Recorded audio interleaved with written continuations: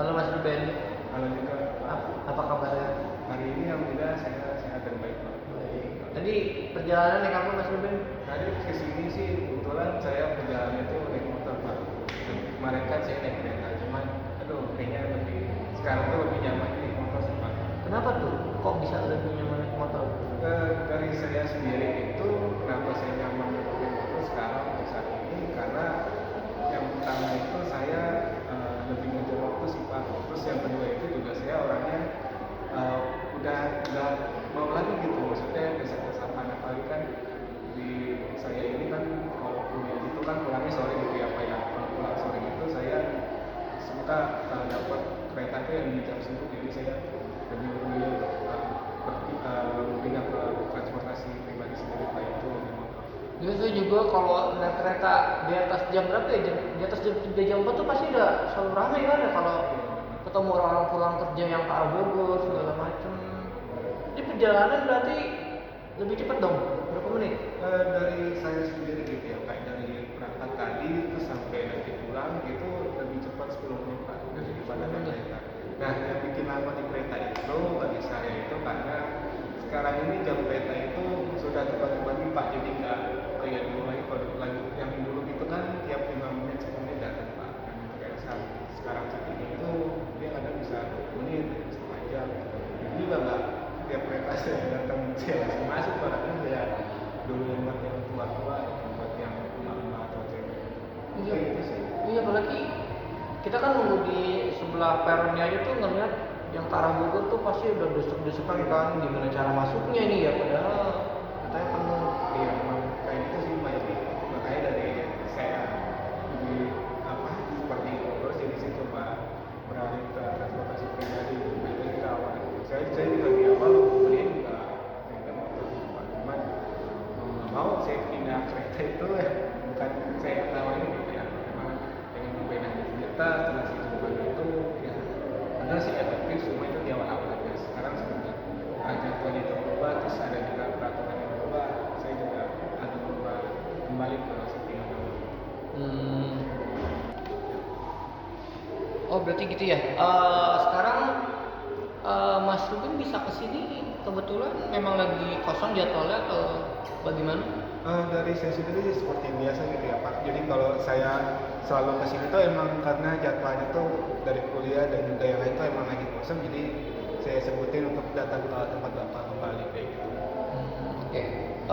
Sebelum masuk ke sesi konseling, saya menyediakan telepon concern dan tolong Mas Ruben isikan dulu dan tolong ditandatangani sesuai dengan instruksi yang ada di telepon concernnya. Oke, baik. Jadi saya terima ini untuk konsennya, habis itu saya isi gitu ya Pak. Oke. Baik. Jadi saya tunggu waktu sebentar ya Pak. Oke, baik.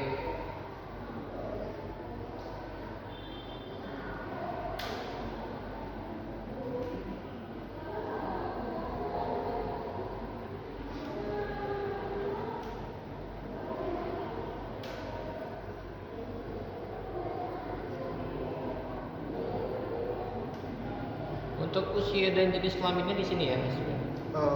Usia majelis kelaminnya Iya. di bawah sini. Hmm. Oke, baik.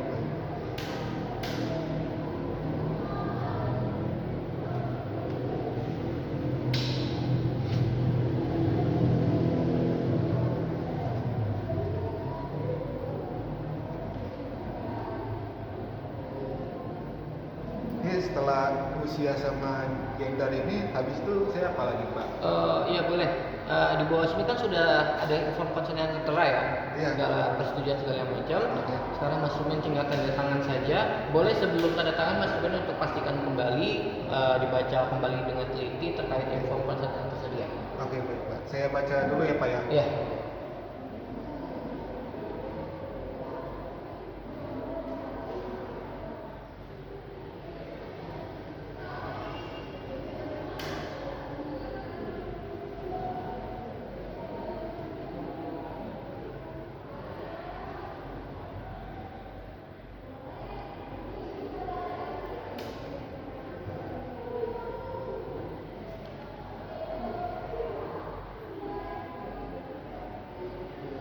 Oke, ini sudah saya baca, berarti di sini setelah saya baca ini saya udah setuju saya tanda tangan gitu. Iya, tanda tangan di sebelah sini. Tanda tangan sebelah sini. Iya.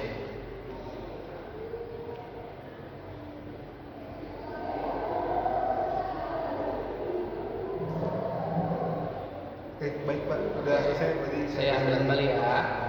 Ini untuk rupanya Pak, maaf. Oke, saya pastikan dulu ya, takutnya ada yang. Iya. Oke, Ya. form konten sudah terisi Oke, baik. dan sekarang kita mulai sesi kuliahnya ya. Iya, boleh Pak. Oke. Oke, Mas Ruben, jadi gimana kabarnya? Alhamdulillah kabar saya hari ini baik dan juga sehat. Jadi karena dua hari itu jadi saya bisa datang ke tempat Bapak kembali. Gitu.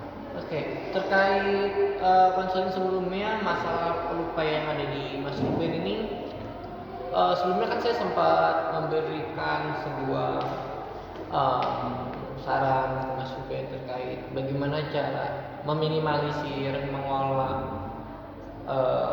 yang namanya pelupa yang ada pada Mas Ruben ini kan. Mas Ruben sendiri gimana, sudah mencoba kayak misalnya ngobrol sama teman, sering-sering keluar supaya melatih pembicaraan juga, mengingat informasi-informasi yang terjadi di luar sana. Gimana Mas Ruben? Oke, baik. Jadi terima kasih untuk Bapak karena sebelum yang kemarin itu kan saya kan sempat datang ke Bapak kan, dan dari Bapak juga ngasih solusi gitu yang berupa saran untuk saya. Nah, untuk dari saran Bapak ini yang Bapak bilang kayak main keluar rumah, ngobrol sama teman, terus juga menghafal informasi penting atau membaca informasi. Nah, itu saya sebenarnya dari saya ini masih belum semuanya dilakuin ya Pak. Jadi masih ada beberapa yang menurut saya itu emang saya entah saya orangnya nggak minat untuk mengarah ke sana ataupun emang dari saya itu agak kurang dalam pemahaman saya untuk menerima informasi gitu. Nah, untuk yang dari teman sendiri saya juga sudah punya teman gitu ya Pak. Jadi kayak udah sahabat gitulah Pak. Ada sahabat 2 orang gitu. Jadi emang 2 orang ini tuh menurut saya tuh orang yang sangat-sangat penting atau emang sangat relevan untuk selama saya kuliah gini ya Pak ya kan. Karena saya juga kuliahnya pulangnya kadang juga bareng atau berangkatnya juga kadang janjian. Jadi kan dari saya itu main sama teman terus ngomong-ngomong gitu menurut saya itu emang udah lumayan cukup banyak gitu ya Pak. Untuk informasi yang penting ini nih saya orangnya agak kurang memperhatikan gitu. Jadi cuma sekedar tahu terus baca. Jadi saya nggak paham sama apa yang nanti sama informasi itu. Jadi kadang sekali tanya informasi ini tujuannya untuk apa, maksudnya apa, ya saya emang gak tahu gitu Pak, emang gak ngerti aja apa yang dia kasih edukasi. Jadi mungkin dari edukasi emang saya masih belum terlalu signifikan untuk solusi yang Bapak berikan. Jadi masih ada rasa pelupa dari saya kan gitu. Oke, nggak apa-apa. Berarti memang Mas Ruben sendiri tuh terkait pelupanya ini masih ada masalah di bagian tersebut ya. Iya betul. Dan masih ada beberapa hal yang membuat Mas Ruben masih suka lupa Iya, seperti itu. sangat. Jadi emang ada beberapa poin dan juga masalah gitu emang dari saya tuh memang membuat lupa gitu Pak. Mungkin boleh dijelasin kembali kira-kira apa sih yang Mas Ruben belum bisa rasakan terkait konseling kita sebelumnya. Misalnya kayak saya masih merasa seperti, misalnya saya masih pelupa di bagian ketika saya seperti ini, seperti itu. Mungkin bisa dijelasin Mas Ruben? Oke, baik. Untuk pertanyaan yang dari Bapak berikan ke saya tadi, nah untuk pertanyaan itu saya sebelumnya memang ini kan karena saya juga kan konsultasi ke Bapak ini kan karena masa saya pelupa gitu ya Pak. Nah untuk yang tadi dibilang masa pelupa ini awal itu gimana? Itu waktu saya ada tugas-tugas kayak misalnya praktikum atau misalnya lab waktu itu kan saya kan udah pembelajarannya secara online gitu ya Pak ya. Jadi pas saya dikasih tanggung jawab oleh teman gitu untuk mengerjakan tugas, tapi dari teman saya ini emang kagak bisa untuk tugasnya gitu Pak. Jadi saya pas tahu informasinya itu ya emang saya lupa. Jadi kadang beberapa tugas itu emang kagak bisa dikerjain dengan baik gitu. Jadi emang kelewat gitu. Emang akhirnya sih nilai ya begitulah Pak. Jadi kurang memuaskan juga untuk saya. Berarti belum ada perubahan yang signifikan ya terkait pelupanya dari Mas Ruben ini. Iya betul, yang dari Bapak sampaikan emang masih agak kurang maksimal gitu lah Pak. Sebenarnya ya sih memang itu perlu hal yang dibiasakan ya. Jadi sebenarnya saya juga mau mengarahkan Mas Ruben ke arah lebih ke perilakunya saja, supaya Mas Ruben tuh ketika beraktivitas, ketika menjalani dailynya sehari-hari itu bisa sekaligus menerapkan metode yang akan saya sampaikan ini, supaya pelupanya ini tuh bisa Mas Ruben minimalisir, bisa Mas Ruben kontrol. Jadi kalau sewaktu-waktu Mas Ruben melakukan kegiatan yang membutuhkan ingatan, misalnya ada orang yang menyampaikan sesuatu ke Mas Ruben, hal penting segala macamnya, Mas Ruben jadi bisa mencerna sekaligus mengingat informasi tersebut dan bisa memanggil kembali ingatan tersebut ketika memang diperlukan. Jadi menurut dari Bapak ini ngasih saran pendekatan untuk solusi saya itu dengan pendekatan apa tadi Pak? Perilaku. Untuk nama pendekatan perilakunya ini tuh apa sih Pak? Kalau kami menyebutnya dengan pendekatan behavioral. Behavioral itu maksudnya pendekatan itu untuk masalah saya dengan lingkungan atau kepribadian saya? Jadi lebih ke saya mengarahkan Mas Ruben ke perilaku Mas Ruben, seperti diri Mas Ruben harus seperti apa, bertindak seperti apa ke lingkungan sosial Mas Ruben, seperti itu. Karena ini menurut saya bahwa pendekatan behavioral ini tuh benar-benar pendekatan yang Mas Ruben tuh tetap bisa melakukan dailynya seperti biasa, hanya saja diberi pengkondisian supaya Mas Ruben itu tadi balik lagi yang namanya kasus pelupa ini bisa Mas Ruben minimalisir, bisa Mas Ruben tekan, atau bahkan bisa Mas Ruben bisa jadi nggak lupa lagi. Karena kan ya zaman sekarang kalau seandainya kita serba lupa, nanti kalau ada hal penting kan bahaya ya. Begitu. Jadi saya mau kasih sebuah metode seperti Mas Ruben ketika beraktivitas sehari-hari, coba Mas Ruben itu lebih ke melakukan aktivitasnya itu yang berbau seperti itu tadi, mengobrol misalnya. Tujuannya apa sih mengobrol sama orang-orang di luar sana, supaya kita melatih informasi yang kita terima secara nggak langsung itu akan masuk ke dalam proses otak kita, sehingga dengan kita mengobrol, maka secara otomatis kita juga akan mengingatkan. Kita pasti kalau kita berbincang dengan lawan bicara kita, pasti kan kita juga akan menyerap informasi lawan bicara kita tanpa kita sadari. Terus juga Mas Ruben sering-sering baca buku untuk menambah kosakata kehidupan sehari-hari juga. Terus kalau membaca buku kan pasti ada beberapa kalimat yang bisa Mas Ruben serap. Terus juga Mas Ruben suka main game? Ya suka banget, itu masa ditanya saya. Coba kalau Mas Ruben selama ini suka main game seperti apa, saya pengen tahu. Karena itu kan merupakan bagian yang cukup sering Mas Ruben lakukan. Ya betul, sangat sering. Suka melakukannya? Suka, sering. Coba kira-kira game apa yang Mas Ruben suka lakukan, suka mainkan?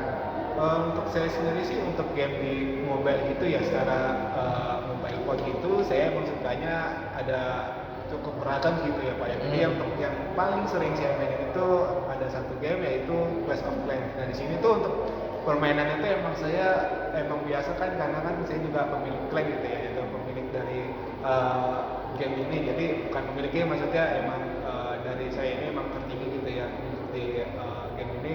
Mungkin bisa dilihat kepala 10 gitu ya Pak untuk zaman sekarang.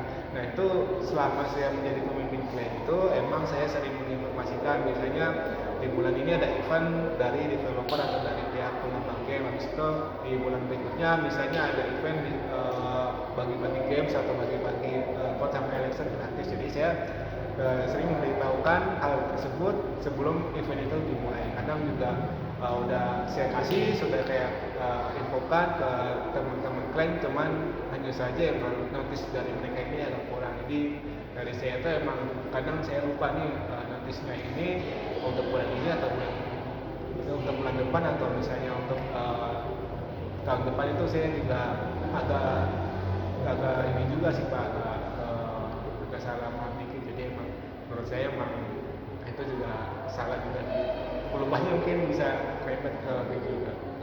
Ini sebenarnya pertanyaan yang sempat saya tanyakan di konseling sebelumnya. Kalau Mas Ruben ingat, saya dulu sempat tanyakan apa sih itu game Clash of Clans ini, dan pertanyaan saya ini sebenarnya pertanyaan yang hanya mengetes Mas Ruben, dan memang Mas Ruben sendiri apa yang Mas Ruben sampaikan saat ini dan sebelumnya itu nggak jauh beda kok.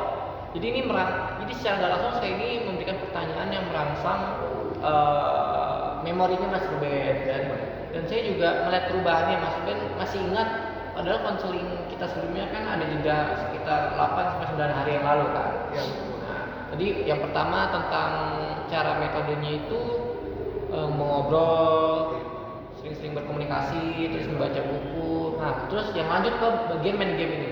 Sebenarnya game yang Mas Ruben mainkan ini adalah game yang sifatnya strategi, benar? Betul. Gimana caranya Mas Ruben menganalisis, merancang strategi segala macam, apalagi itu kan game yang berbau pertempuran kan. Iya betul. Nah, terus juga tadi Mas Ruben bilang kalau Mas Ruben sebagai Pemimpin atau apa, kepala suku ya. Kepala suku. Nah, itu kan berarti kan Mas Ruben berusaha untuk mengorganisir bawahan-bawahannya, ya mengatur struktur yang ada. Itu juga bagus untuk mengasah otak. Di sini juga saya akan memberikan opsi lain juga. Banyak tuh Mas Ruben game-game seperti catur atau mungkin game-game yang berbau dengan memori muscle seperti mengingat. Mas Ruben tahu nggak sih game-game yang misalnya kita ditunjukkan warna yang acak, terus tiba-tiba warna itu jadi gelap, terus kita nentuin warna merah tadi ada di bagian mana, warna putih di bagian mana. Seperti itu juga bisa. Terus juga Mas Ruben sering-sering untuk apa ya, bahasa zaman sekarang tuh bermeditasi. Bermeditasinya itu nggak perlu yang sampai setengah jam berjam juga. Setiap pagi setiap bangun tidur coba Mas Ruben seperti waktu ya 5 sampai 10 menit untuk benar-benar relax, nggak usah mikirin apa-apa, supaya apa ya, memorinya itu udah benar santai, kinerja otaknya santai segala macem. Terus yang baca buku tadi juga disering-seringin lagi baca buku, dan coba Mas Ruben ketika membaca buku nggak hanya sekedar baca lewat saja, tapi coba Mas Ruben dalam sekali baca Mas Ruben cari beberapa kalimat yang bisa Mas Ruben kutip, lalu Mas Ruben hafal. Itu juga bisa melatih sistem memori kerja Mas Ruben seperti itu. Untuk baca bukunya sendiri itu misalnya buku apa aja gitu ya? Benar, itu yang bagus. Sebenarnya buku ini hanya sebagai alat bantu Mas Ruben untuk memulihkan ingatan, maksudnya untuk menghindari atau menekankan sifat pelupanya ini. Untuk teknis bukunya sendiri harus seperti apa, judulnya apa, modelnya apa, sebenarnya itu tergantung Mas Ruben sendiri. Pastinya yang namanya baca buku kan nggak semua orang suka. Kalau Mas Ruben sendiri suka baca buku atau mungkin gimana? Dari saya sendiri sih untuk baca buku itu emang suka gitu ya Pak ya. Jadi untuk membaca buku ini ya misalnya buku kayak buku-buku kuliah aja sih Pak, kayak buku yang lain itu kurang suka gitu. Jadi ya kalaupun memang ada buku lain ya mungkin sekedar tahu sampul bukunya aja Pak. Jadi mungkin dari saya emang dari saran apa mungkin saya harus sering baca buku gitu ya Pak. Jadi nggak harus buku-buku tentang kuliah aja, mungkin bisa buku yang lain yang tentang akademik atau bisa juga buku sehari-hari gitu ya Pak. Nah, berarti di sini Mas Ruben tipikal orang yang kalau membaca buku di luar buku pelajaran agak susah nih. Maka dari itu coba Mas Ruben cari buku yang sifatnya tuh Mas Ruben suka genrenya. Gak usah buku misalnya komik juga boleh, atau mungkin Mas Ruben suka buku yang bertemakan tentang apa, pendidikan, atau mungkin sains, atau mungkin buku-buku yang rohani, anime segala macam itu kan banyak. Gitu. Terus juga Mas Ruben kalau seandainya masih apa ya, ketika beraktivitas sehari-hari terus Mas Ruben lupa, kira-kira apa sih yang mendistraksi Mas Ruben, baru dapat info terus Mas Ruben langsung lupa nih, kira-kira apa tuh distraksi yang paling membuat Mas Ruben gampang banget lupa padahal baru dikasih tahu info? Yang sering terjadi itu gitu ya, jadi yang dari pertanyaan Bapak itu, jadi kan ketika saya menerima info misalnya dari kelas atau misalnya dari dosen itu kadang dari saya itu emang saya baca informasinya, cuman jika informasi itu harus disampaikan gitu ya, ke teman kelas atau ke grup lagi, itu kadang saya nggak langsung teruskan informasi tersebut ke teman kelas atau ke grup kelas, jadi tapi saya nilai dulu berapa jam ataupun bisa juga berapa hari gitu. Jadi emang apa kayak terdiamkan saja, jadi cuma sekedar menerima, dan juga untuk feedbacknya itu emang sedikit terlambat gitu. Pastinya kita emang sangat terlambat, jadi setelah saya ngasih feedback itu emang benar-benar udah hamin dari berapa jam sebelum informasi itu benar-benar terlaksana gitu. Misalnya informasi ini dari saya itu tentang info kuliah gitu ya, jadi kadang itu info kuliah itu bisa lebih cepat saya kasih misalnya 2 hari sebelumnya, kadang juga emang cuma 12 jam gitu sebelum info itu terlaksana gitu. Jadi ya menurut saya itu yang paling sering itu terdistract itu emang karena aktivitas sehari-hari saya sih Pak. Jadi kan saya kalau misalnya udah pulang dari kuliah gitu kan, yang biasa kan di jalan gitu, saya jadi di jalan tuh mati paket datanya gitu, paket HP-nya, jadi supaya nggak terima informasi atau panggilan dari luas. Soalnya kan takut juga saya di jalan pun habis itu saya nggak fokus, bisa jadi apa atau bisa juga saya jadi korban kejahatan. Tapi setelah di rumah ya saya misalnya mendapatkan informasi, kadang HP saya tinggal, terus saya ya sibuk mengerjakan tugas secara tertulis, ataupun bisa juga saya sedang memainkan game di device komputer ataupun laptop di rumah saya. Jadi mungkin dari saya sih, saya juga sadar kalau itu emang membuat saya berubah, cuman menurut saya sih itu sudah jadi habit saya gitu, jadi kebiasaan saya untuk melakukan itu setiap pulang kuliah. Mungkin masalahnya mungkin bisa di situ Pak, mungkin bisa dijelaskan. Oke. Saya menangkap apa yang Mas Ruben maksudkan tadi. Iya. Saya punya beberapa saran terkait hal yang tadi Mas Ruben sampaikan. Misalnya ketika Mas Ruben mendapatkan informasi dari dosen atau mungkin dari temannya pada saat itu, Ya, coba Mas Ruben catat, entah itu di notes ataupun di notes HP juga bisa. Ketika Mas Ruben catat, jangan langsung Mas Ruben tinggal. Coba Mas Ruben seperti membaca sekitar 2 kali atau 3 kali diulang, supaya benar-benar bisa tertanam di memori Mas Ruben. Apalagi kalau informasi memang penting banget ya. Ya, betul. Lalu juga Mas Ruben juga coba dibiasakan ketika sampai di rumah, atau mungkin ketika baru saja mendapat informasi tersebut, ketika sudah dimasukkan ke dalam notes, coba Mas Ruben mengatur jadwal dari jam di handphone Mas Ruben, seperti misalnya hari Senin Mas Ruben mendapatkan informasi apa, Mas Ruben catat di notes HP, lalu coba Mas Ruben buat alarm, mungkin ya sekitar sekitar jam 9 atau sebelum Mas Ruben tidur, misalnya jam 10, itu tuh Mas Ruben baca kembali. Atau Mas Ruben seperti cek kembali, ada informasi apa hari ini dan kapan informasi tersebut harus disampaikan. Dan balik lagi, itu harus dijadiin habit Mas Ruben. Karena kan tadi sempat Mas Ruben bilang bahwa faktor pelupa Mas Ruben ini ya karena memang sudah jadi kebiasaan, habit, ya kan? Maka dari itu kita lawan balik habit Mas Ruben yang dalam tanda kutip mengerjakan tugas tersebut, jadi cuma sekedar tahu tapi tidak dilanjutkan. Kita lawan dengan memberikan schedule seperti yang saya bilang tadi. Jadi setiap malam sebelum tidur Mas Ruben cek handphone, Mas Ruben baca, yang pertama ada info ini, yang kedua ada info ini, yang ketiga ada info tersebut, sehingga apa yang salah disampaikan sebelumnya itu Mas Ruben bisa merecall kembali. Oh iya, tadi dosen saya bilang ada info penting kayak gini yang harus disampaikan besok segala macam. Jadi perlu ada pengkondisian dari Mas Ruben sendiri seperti itu. Dan Mas Ruben sendiri sebelumnya selama Mas Ruben konseling ke saya dari yang minggu lalu itu, saya boleh tahu nggak Mas Ruben kira-kira pola tidur dan pola istirahatnya itu teratur apa nggak, mulai dari tidur malamnya deh. Tidur malam Mas Ruben biasanya jam berapa? Oke, baik, untuk pertanyaan dari Bapak, untuk jam tidur saya itu biasanya itu normal ya Pak. Jadi saya tuh sekarang sejak udah berkuliah di kampus ini tuh, saya emang jam tidurnya itu emang sekarang udah mulai teratur. Jadi beda sama SMA. Kalau SMA itu emang saya Masih kacau.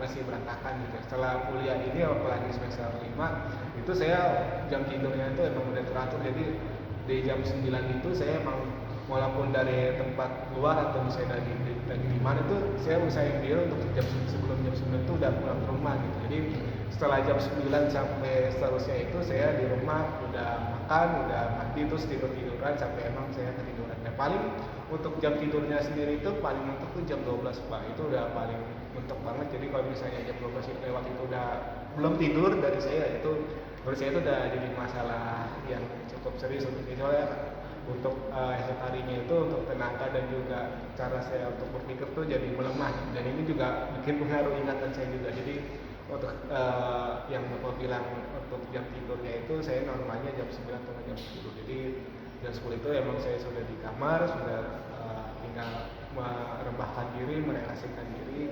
Jadi saya mungkin untuk memejamkan mata atau juga sambil menunggu waktu tidur pulas ataupun terlelap sendirinya, ya saya dengan cara berpikir itu sendiri yang seperti yang saya sebutkan. Gitu.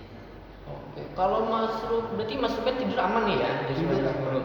Terus kalau seandainya ketika mau beraktivitas paginya, Mas Ruben itu tipikal orang yang makan dulu sarapan pagi atau enggak?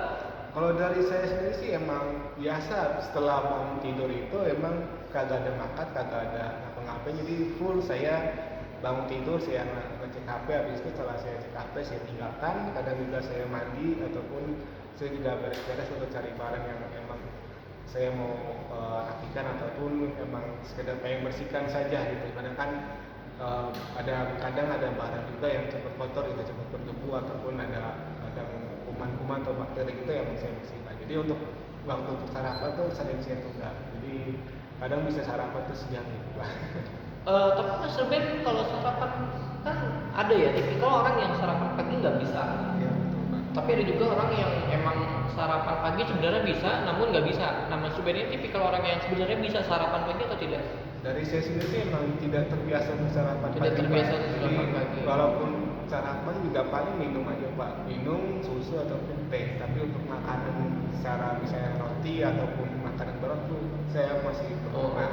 Jadi saya jika berangkat kuliah gitu saya cuma mengandalkan minum teh atau minum susu aja gitu. Kadang juga saya mix, saya campur keduanya, jadi biar saya bisa menghangatkan diri terus bisa lebih rileks lagi untuk penglihatan dan juga cara untuk otak saya juga gitu. Jadi untuk perut itu atau untuk pencernaan saya masih kurang, jadi emang agak lapar cuman masih ketahan saya dengan susu sama tehnya ini yang saya minum. Sebenarnya saya nanya soal sarapan pagi itu ya memang kan ada ya kalau orang yang nggak sarapan pagi misalnya karena buru-buru atau gimana kan jadinya ketika sampai kantor ataupun sampai misalnya Mas Ruben kan sekarang sebagai mahasiswa ya. Iya betul.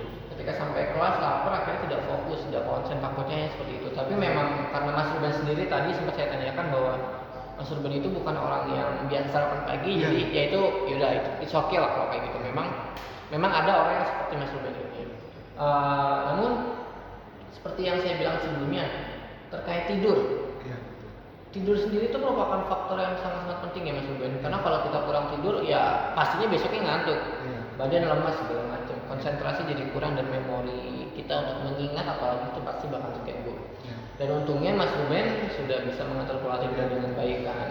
Nah, tinggal ya itu saja sih tadi yang saya bilang. Pertama, saya akan ulangi lagi, tidak bosan-bosannya Mas Ruben harus sering-sering mengobrol, berinteraksi karena memang kita sendiri sebagai makhluk sosial perlu banget tuh yang namanya interaksi. Tujuan interaksi itu sendiri juga bukan hanya sebatas kita ngobrol bahasa-bahasa aja enggak, tapi kan pastinya ada dong informasi yang terserap di dalam memori kita terkait apa yang disampaikan lawan bicara kita. Itu juga secara nggak langsung akan melatih sistem motorik memori muscle kita. Terus yang kedua tadi baca buku. Mas Ruben sering-sering baca buku, sekalipun mungkin terasa membosankan, Mas Ruben bisa cari opsi buku yang misalnya yang Mas Ruben suka topiknya, banyak kan genrenya, anime atau mungkin pendidikan atau mungkin sains segala macam kan. Terus yang ketiga tadi tentang pola tidur Mas Ruben sudah aman. Terus yang bermain game juga Mas Ruben sebenarnya gamenya nggak yang game apa ya, kan ada ya game yang ketika dimainkan tuh hanya membuang waktu kan, nggak ada benefitnya secara langsung ke diri kita. Dan kebetulan Mas Ruben ya gamenya termasuk game yang mengasah otak juga, namun akan lebih baik apabila game itu juga yang melatih memori muscle. Banyak kok di internet game-game, Mas Ruben bisa cari game-game apa saja bisa melatih memori kita. Terus habis itu jangan lupa Mas Ruben tidurnya udah bagus. Ketika bangun tidur, Mas Ruben juga coba sempatkan untuk bermeditasi. Dan saya ada poin tambahan. Bermeditasi itu kan tujuannya untuk kita merelaksasikan, benar kan? Kalau menurut Mas Ruben sendiri meditasi itu apa? Untuk menyegarkan jiwa olahraga sih Pak. Nah, Jadi supaya dari saya sendiri pun lebih leluasa untuk menjalani aktivitas sehari-hari. Mungkin seperti itu aja Pak. Ya, intinya Mas Ruben berarti sudah tahu apa itu yang namanya meditasi. Setelah Mas Ruben bermeditasi, pikiran plong, tenang, rileks, maka Mas Ruben bisa menjalani dirinya dengan fit, dengan oke lah kondisi semaksimal mungkin. Tapi Mas Ruben juga harus ingat bahwa segala sesuatu itu harus terschedule, terjadwalkan. Mas Ruben harus siap-siap kira-kira setelah bermeditasi Mas Ruben merenung sebentar apa yang akan saya lakukan hari ini. Seperti misalnya Mas Ruben bikin jadwal terencana jam 9 sampai jam 10 atau jam 9 sampai jam 12 saya berada di kampus. Lalu jam 12 sampai jam 2 di situ saya istirahat, entah itu makan, entah itu bermain atau gimana. Lalu lanjut jam 2 jam 4 saya akan mengerjakan tugas. Jadi intinya semuanya terjadwalkan, terstruktur. Lalu jangan lupa ketika Mas Ruben mendapatkan informasi dari orang-orang sekitar, dosen, teman, informasi penting, jangan lupa Mas Ruben mencatat, lalu dibaca kembali sebelum tidur. Oke, supaya Mas Ruben tetap mengingat informasi penting apa saja. Nah, balik lagi itu semua tergantung kondisian Mas Ruben kembali ya ketika beraktivitas. Saya melakukan ini balik lagi karena memang Mas Ruben ini tipikal orang yang sering melakukan aktivitas di luar. Maka dari itu saya ingin memberikan pengkondisian melalui perilaku Mas Ruben seperti mencatat, menjadwalkan, bermeditasi, mengingat dan sebagainya. Baik. Ada yang masih kurang jelas Mas Ruben? Kalau kurang jelas boleh ditanyakan. Mungkin dari penjelasan yang sudah Bapak berikan ke saya dan juga saran yang telah disampaikan dan juga saya pahami saat ini dari saya sudah cukup jelas untuk sesi konseling saya kepada Bapak untuk hari ini. Mungkin saya juga ucapkan terima kasih sekali nih untuk Bapak Yohanes telah menerima konseling kedua saya untuk hari ini. Mungkin saran dan juga apa yang disampaikan oleh Bapak bisa saya terapkan dalam kehidupan sehari-hari. Jadi terima kasih. Sama-sama Mas Ruben, terima kasih juga. Selamat siang. Ya, selamat siang dan semoga Mas Ruben dapat menangani permasalahan ini dan semoga Mas Ruben dapat terus beraktivitas kembali dan sampai bertemu di lain waktu. Terima kasih. Oke, baik, terima kasih kembali.